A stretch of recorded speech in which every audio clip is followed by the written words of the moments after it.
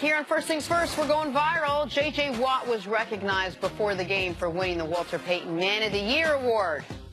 Check out the picture that CeCe took on the field last night. There it is. What was it like being there for that moment, CeCe? Pretty awesome. They invited the 52 winners of the NFL Walter Payton Man of the Year. J.J. Watt raised $37 million. Having the Payton family, Jared and his lovely sister, be a part of the ceremony, their partnership, relationship with the National Football League. That is the most prestigious honor and the hardest award to win in the NFL. The charity work you have to do, and you have to be a great player. So it's an amazing award. J.J. Watt, well deserving, but Watson, Benjamin Watson, man, he was one of the finalists, and Greg Olsen. Man, I mean, the type of work the NFL players are doing, they will not get, you know, the PR for it, but man, I'm very, very proud of these athletes. And a guy who didn't make the finalists, but Chris Long, who played for free this year. Oh my goodness! Donated. I mean, when I say that, like the Eagles paid him, but he donated every single paycheck. He's been great. I want to say one thing. Malcolm Jenkins. The Eagles had a bunch of great potential candidates. I want to say one thing about this award. My friend Chris Carter has been very honored to receive a lot of awards throughout his athletic career.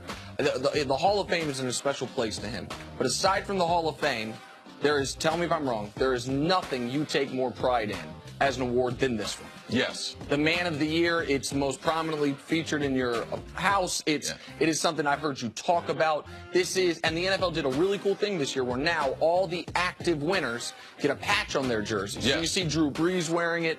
JJ will get to wear it. Also, I saw Drew Brees with his in the game, him and Larry Fitzgerald, Eli Manning, and I called the NFL and said, man, these jerseys are nice. Like, when did you start doing that? So in our room on Friday night, they had every player, the 52 winners, they had our jerseys with the award sewn in just like the current player. Oh, that's awesome. That is awesome. And I brought you a pin. I brought you. Oh, the pins. Thank you. Yes. That's Thank you so much. so nice of you. You'll bleed to death. He can put it in his lapel. I'll take anything. Moving on, the 2018 Hall of Fame class was announced on Saturday. Randy Moss became the first wide receiver to become a first-ballot Hall of Famer since Jerry Rice. Here's Moss the moment he found out he was being enshrined in Canton.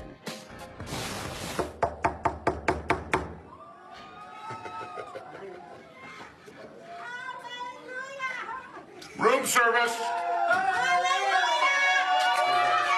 Welcome to Canton, Ohio. Thank you, Mr. Baker. Mr. Baker. Thank you, man. Hey, Randy. Yes, sir. On behalf of, Thank you, God. come on, baby. Thank you. Come on up here, guys. You guys can come up here. Come on up here. How you doing? Good to see you. My wife. Mr. Baker. Good to see you. I'm president of the Pro Football Hall of Fame. Oh, man. Hey, on behalf of the Pro Football Hall of Fame, on behalf of your fellow Hall of Famers, on behalf of all of us who love the game, it's my privilege to welcome you to Canton, Ohio, which will be your new home for the rest of time. Okay? And Randy, I want to thank you for all you've done for the game, for all you're going to do for the game. Okay, Randy, and I want to thank you so much because this is going to be the beginning of your journey, not the end of your football career. We're going to put a gold jacket on you. We're going to give you a bronze bust. We're going to give you a ring of excellence. Okay, and the things you're going to do with that are incredible. You're going to change people's lives just like this is going to change your life. Thank you, Mr. Baker. What'd you think about that, CeCe? That was pretty amazing. Ray Lewis and I were on the same floor. So one of my friends was able to be on the floor behind Dave Baker when they knocked on his door. It's an unbelievable experience. It does change your life. Randy Moss is not a crier, but you could see the appreciation for what football has done for him. And to me, being a person associated to him, I was rewarded too. Because all my hard work that I spent with that kid, trying to make him a better person, a better football player, man, I saw it. And not only was he a great football player, but I'm really satisfied with the man that Randy Moss has become. And at the end of the day, if you're not a good man, what else do you have? So I'm very, very excited to see Randy Moss join an exclusive class. And that would also put him and I in a very, very rare class with Jerry Rice, and Terrell Owens, Jerry Rice, and also Tim Brown, and John Stallworth and Lynn Swann.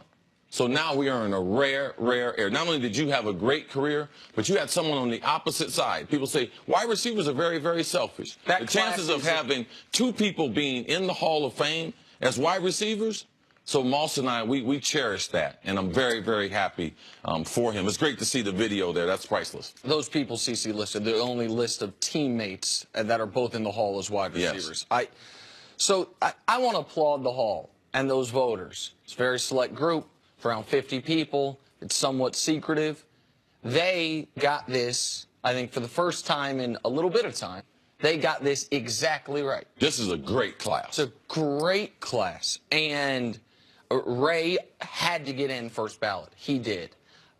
We both felt Randy needed to be in first ballot, but we were worried because there's only been one wide receiver in the last 30 years in first ballot. Yeah. That's Jerry Rice, the greatest wide receiver of all time. T.O. needed to get in. Now, T.O.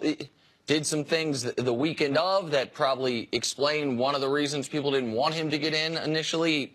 T.O. is always going to be T.O. off the field. And, talk about that another time. But T.O. as a player absolutely has to be in.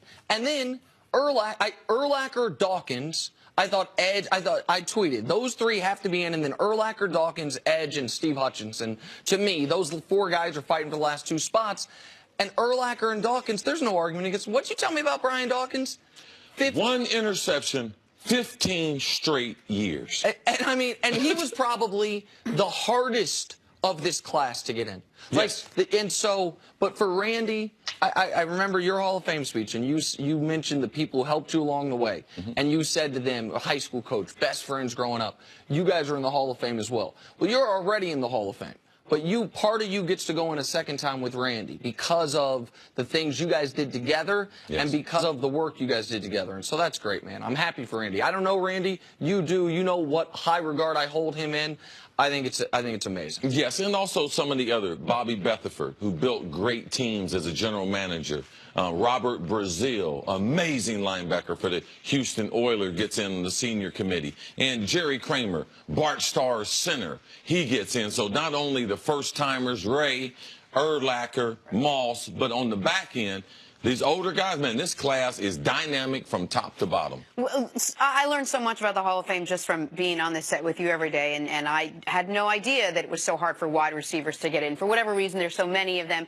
Is there any possibility that this maybe changes that maybe we got over the hump with allowing wide receivers in, or is this just because they were so ridiculously gifted? Well, Terrell Owens should have gotten in 2 years ago, so they held him out because they moved the finish line.